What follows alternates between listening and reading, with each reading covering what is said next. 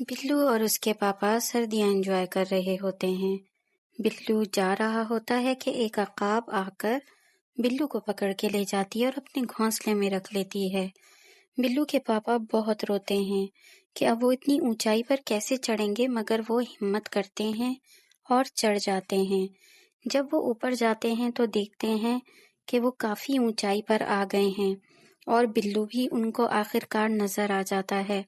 جس کو دیکھ کر وہ بہت خوش ہوتے ہیں، اس کو گلے سے لگا لیتے ہیں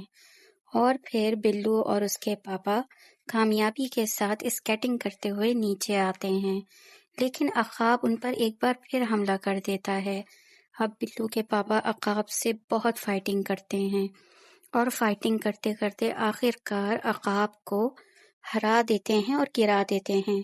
مگر ان کو عقاب پر ترس آ جاتا ہے، وہ اس کو ہاتھ میں اٹھا کر اپنے گھر لے آتے ہیں۔